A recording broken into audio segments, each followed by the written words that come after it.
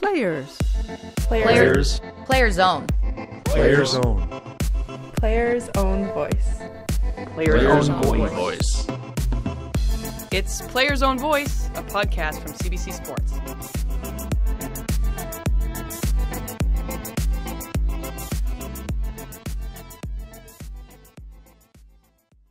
My name is Anastasia Bucsis, and I'm a two-time Olympic speed skater.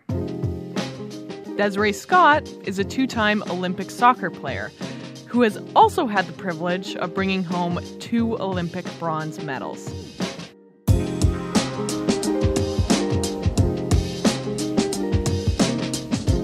Desiree plays a physical game, and her nickname, get this, is the Destroyer, which may come as a little bit of a surprise because this midfielder is a self-proclaimed romantic and, well, she's also a Zumba instructor.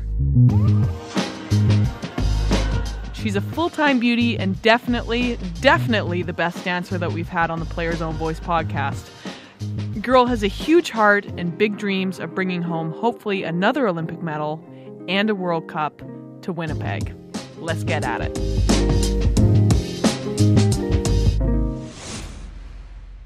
I am joined by two-time Olympic bronze medalist and certified Zumba instructor, bud. This is true. Desiree Scott. Yes, thanks for having me here. Hello.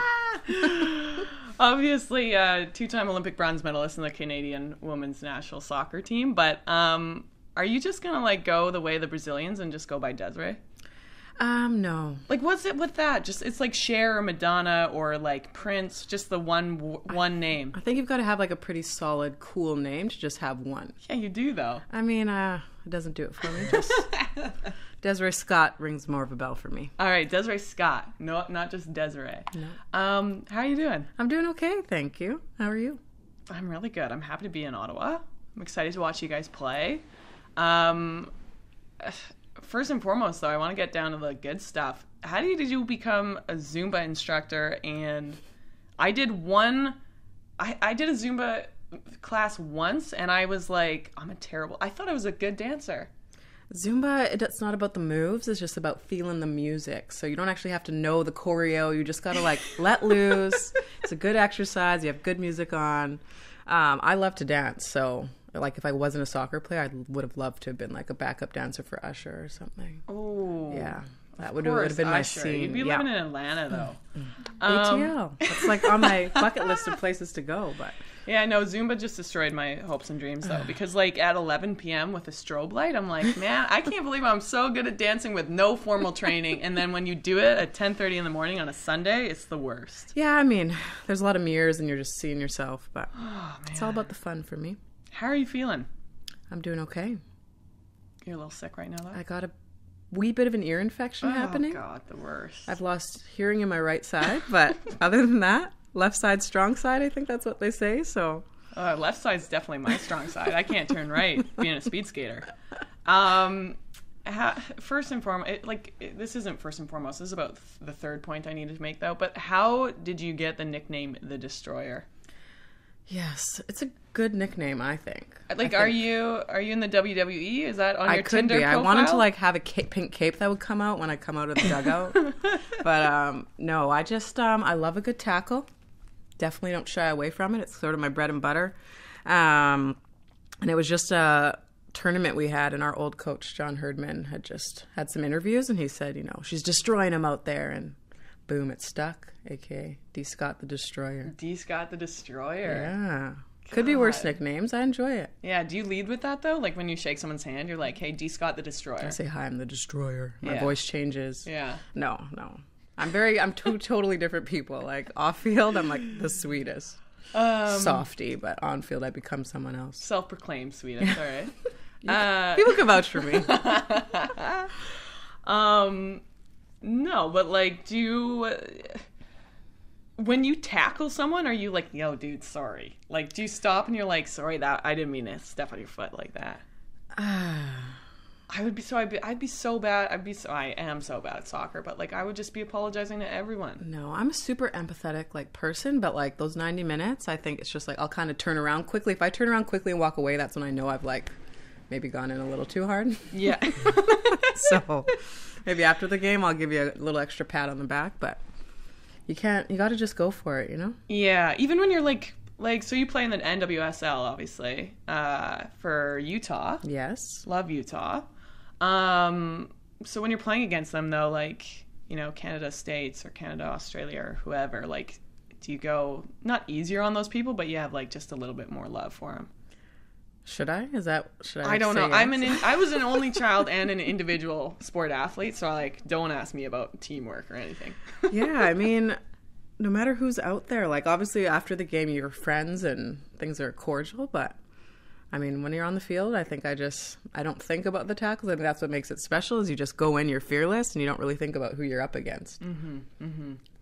Self-proclaimed hopeless romantic. Yes. Do you are you drawn to like dating other athletes, or are you just like... You know, I thought I was just like an athlete, but these days, 31 young, I'm, opening the spectrums a little bit more.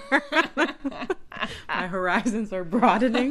But yeah, definitely hopeless romantic. Obviously athletic would be great, but I'm open to all things these days. Yeah, I was a hopeless romantic too, and I only ever dated athletes. They broke my heart every single time. Yeah, it seems that way. That seems to be the trend. We're all nuts. You gotta find a unique bird that's floating around. Yeah, for sure. 2 years out of Tokyo, how does that feel? It's crazy. Yeah. Where did the time go? And before you know it, World Cup's going to be here, and then here comes Tokyo. So it's nuts how quickly the time goes. You don't think about it until it's right up your back there. So yeah, it's nutty. We're got a lot of exciting times ahead for sure. It feels like Rio. It feels like London was 2 weeks ago. That feels a little bit longer for me. Rio, maybe like. Maybe just because I was so entrenched and I just could not pull my eyes away from that Canada USA game in London, and that was one of those times where I was like, I always enjoyed soccer, and I was like, oh my god, this is the hottest ticket in the world right now. So it changed my life, really. It was like the 2014 Sochi women's hockkie game, right? In my opinion, yes. I was there, and it was the same feelings. Oh, that game you'll never. Well, anyone that I talk to about that London game, no one forgets it. No. The hairs on my arms still peak up, and yeah, it was an intense match. Probably the most intense match I've ever played. It was a joy to watch, that's for sure. I was like, should I just buy a soccer ball and see if I can make a change? I didn't, because I know that I'm terrible. But but 2 years out of Tokyo, motivation, where is that? What do you do? Do you take a step back? How do you recharge if you're not just wanting to be 100% soccer every single day? Yeah, I am big on balance as well, which is why Zumba helps. I love to dance, so it gives me a little bit of time away from the soccer pitch. But I think as the tournaments get closer, your focus starts to hone in a little bit. I think for me, it's about every tournament that comes up next. So can I be ready for that tournament and be in the best peak, physical shape, tactically, technically wise, just to be ready for that, to be my best for that tournament. Christine Sinclair has talked openly about striving to be consistent and finding that consistency. Lord, that's kind of hard to say. It's a hard word. Consistency. Christine Sinclair. That's a great. That's a tongue twister. Christine Sinclair consistency. Wow. I think that'll probably go viral. That wasn't really a question. It was more of a statement, but let's bounce off that. What are your thoughts? Do you guys think that you have gotten or reached another level of consistency in your game? I do think we have. I think, when we play teams, we're playing the top tier teams, whether it's a friendly or in a tournament, and we're playing the best in the world these days. And I think, we're going toe to toe. We're getting results. Obviously, we want to get a few more wins against the top teams that we're going to be facing in these major tournaments. But I just think there's a quiet confidence about our team now, and a belief in what we do on the soccer field, and the prep that goes into all the work that we do. So I definitely think we're making our strides. I think there's still some work to be done. We've got a huge task ahead. We want to be on that podium. We want to win a World Cup. We want to win an Olympic Games. We don't want bronze anymore. We have 2 of those, which is great, but a different color would be lovely. So that's what we're pushing for. And I think it's crazy cool that we can now, say that out loud and believe that, we want to be number one and believe in our hearts that we can do it. What gives you that quiet confidence? I think the Canadian in us, we're that humble, confident sort of, that's who we are. But I think, just we're one of the hardest working teams in the world, I believe. The work we do off the field in terms of, mental preparation, all the film we watch and just the support we have for one another and to push each other, I think is incredible. And it shows on the soccer field, the things we can do. We're braver on the ball. We're getting out of things we maybe couldn't have before. And we're just playing a new style of soccer that's more confident. But we do it I feel like we're a quiet, confident, humble kind of team, which I love.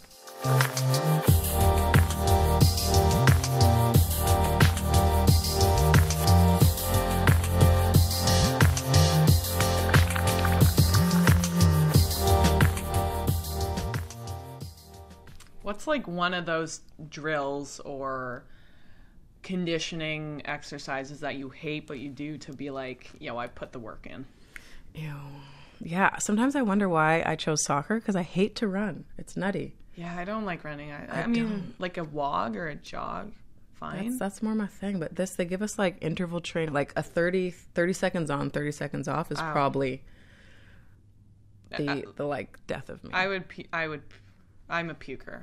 I'd puke probably 2-3 times a week. It's tough to push yourself and to get through that. And it's like when you have a soccer ball and like 11 other or 10 other people on the field with you, it's easier. But yeah, when you're just like having to do straight up running, interval training, and like your heart's beating through your chest and you're just like, I have to go, and it, like the 30 seconds goes by so quick. Going from NWSL to the national team, like, is that an organic kind of like this, like, I don't know, organic change from team to team, or does it take a minute to be like, okay, this is what we're doing now? Yeah, I think coming to the national team, it's always like the first 2 days you're like breathing out of your chest, like the level's just that little bit higher. I think the movements you have to make have to be that much sharper, that much quicker.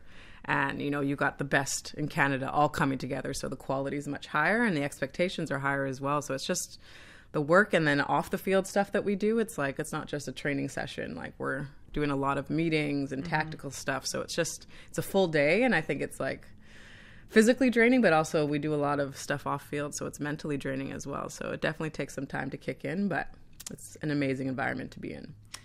Going forward, obviously new coach. How do you go ahead while still utilizing the foundation that Herdman laid?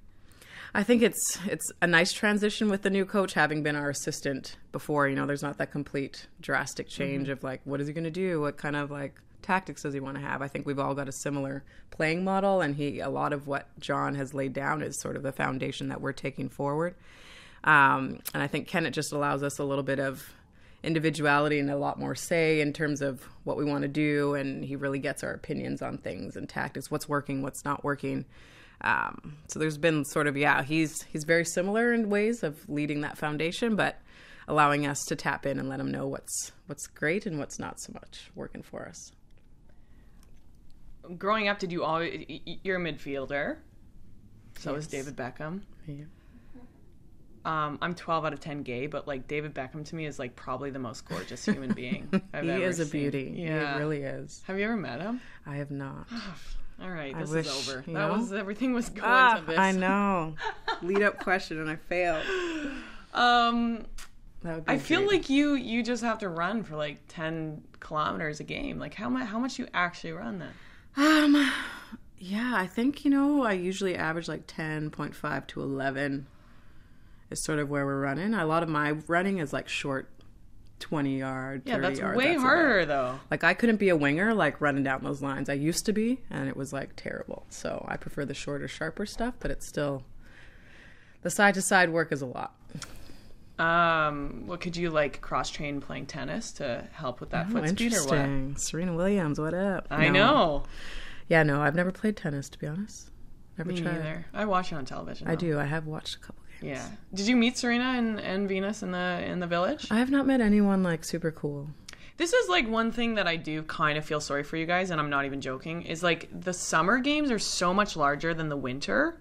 Like winter games for Team Canada, it's literally like a high school reunion.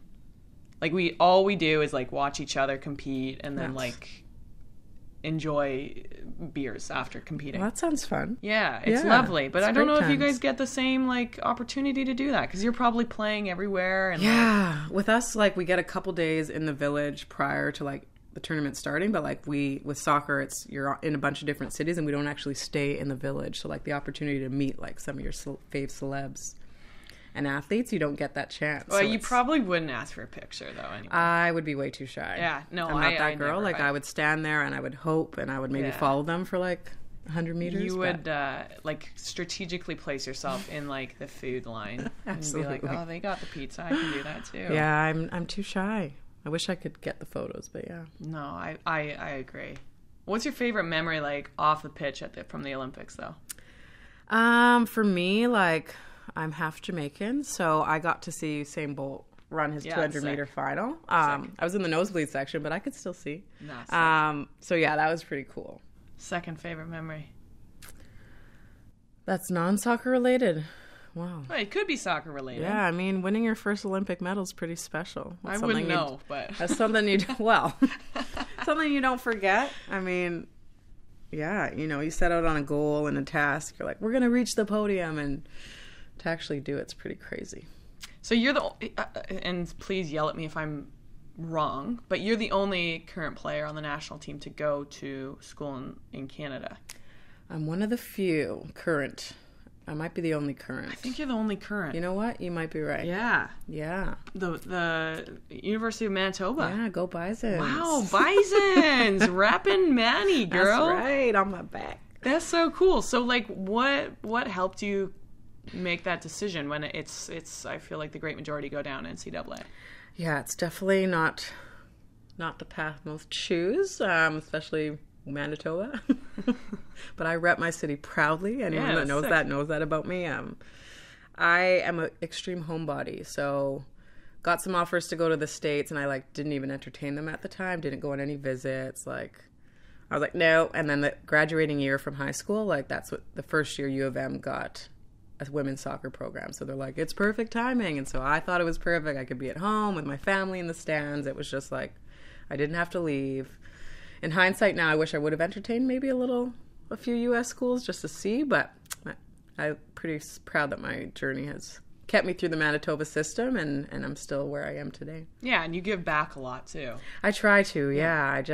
I love everything about Winnipeg. I think it's important to, give back to your roots and all the people who supported you along the way, and it's just home for me, and I want to give back to that city, and I've always wanted to put Winnipeg on the map and sort of prove that good athletes and good players can come from there. I think it's sort of been overlooked in the past, and yeah, it's just sort of my thanks to them for, all the support they've given me over the years, and I couldn't be here without some of the coaches and people supporting me from Winnipeg, so. You also coach soccer. Yes, a little bit. Does that give you, that must give you some sort of energy in return to be like, well, this is fun. Yeah, I love working with kids. I feel like I'm a kid myself, so I can relate to the 8 and 12-year-olds that I usually coach. They must think I'm crazy. Some of the things I do, they're just like, Des, what are you doing? But no, I love giving back, and just to see the excitement kids get when they, I can run a soccer clinic or do something for charity or visit a school, and they just can see the medals, they can hold the medals, they can just pretty much just hang out with you. I think it's pretty cool because eventually they're going to be like, who are you? So the longer I can do that and give back, I think it's important, and it's something I really do enjoy. So it's great.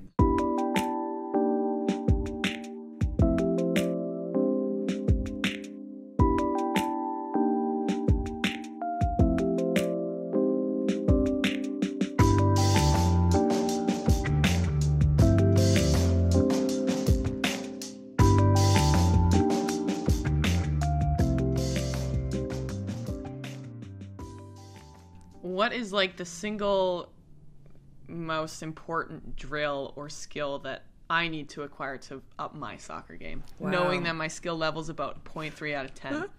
I swear every time I kick a soccer ball, I break my big toe. Are you kicking it with toenail. just your toe? Yeah, probably. Oh, see. Because if I do the side of the foot, it's not ever gonna. I mean, I don't have any accuracy at all, but Interesting. yeah. I would, maybe a little perfecting the side foot pass. That's just, I'm a very simple player. I wouldn't have I'm not a flair. I've got maybe an outside hook. My slide tackle is my biggest move. I'm not the one to That's give you. That's what I said. Are you in the WWE? In terms of it's funny because at my camps, kid asked me can you do a cool move? And I have nothing, and it's quite embarrassing.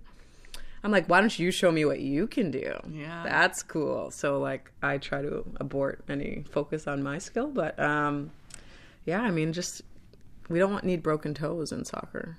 Side foot pass is a very important thing, Okay, I'll start with that. Yeah. Where are you most happy? I am most happy probably when I'm in Winnipeg with my family and with my little nuggets. I've got a nephew and 2 foster siblings, so me and my family are very close, but I think home is where they are. Do your nephew, excuse me? Yes, nephew. Do they play soccer? They do. They're just getting involved. He's only 6 years old, so he's gotten into that Timbit soccer right now. But he wants to be like his auntie. I just bought him for his 6th birthday a Utah Royals jersey. Sick. So it's pretty sweet. And my whole family, my dad, my brother, and I all played soccer. That's the reason we all got involved. We all rocked number 11, which is cool. So hopefully he'll follow in the footsteps.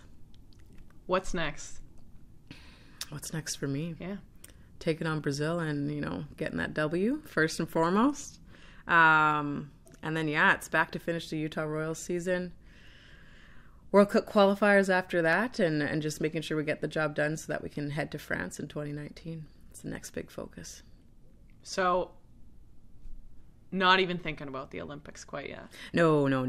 That is not even in my mind at this point. We got another major tournament coming up that's huge for us soccer players. So that's the big focus. It's just right now. It's a shame though, and maybe I'm stupid for even suggesting that, but I'm back to back World Cup, then the Olympics. Woof, that's a lot on your plate. It is a lot, but I prefer probably just to go right into it because you're in peak fitness, you're prime tournament mode and to not have a ton of time off. For me, if I take some time off, my fitness levels goes down. I forget sometimes I'm an athlete, because I'm about that Zumba. Everything in moderation. So it's it's good that, you can just go back-to-back tournaments and just keep you sharp and keep you ready. For me, it's good that way. Thank you so much for taking the time. I will be watching and I will be practicing actually my side pass on my foot. I look forward to seeing less broken toes. Yeah, no, it's not a broken toe, it's a broken toenail. Okay. But it's most things that I do, if I go skiing, it's I break my toenail too. So I don't think it's just soccer. Maybe it's just me. I might be just fragile. You. Yeah. I would for sure get crushed by the destroyer if we played. I would never take you out. I don't believe that. Not intentionally. I would not intentionally take you out and then I'd apologize. That's why it wouldn't be good. I'm just I don't know. I'm not aggressive enough. Thank you so much, Desiree Scott. Don't just call her Desiree. That Brazilian thing's, we're getting rid of it. Thanks for having me. Appreciate it. Yeah, no, player's own voice. You're a full-time beauty, 2-time Olympic bronze medalist, and let's hope World Cup champion and Olympic gold medalist. Oh, that has a beautiful ring to it. Let's do it. Knock on wood. Knock on wood. There we go. Thanks. Peace. Desiree and I had that conversation. Where else? A hotel bed in Ottawa. Before you go, just a reminder, if you are a fan of hockey or storytelling, then add the Hockey Night in Canada podcast to your list of must-listen-to podcasts. Rob Pizzo catches up with many of the colorful characters within the sport as they reminisce about the great moments and players of the game. It goes way beyond just the stats and scores.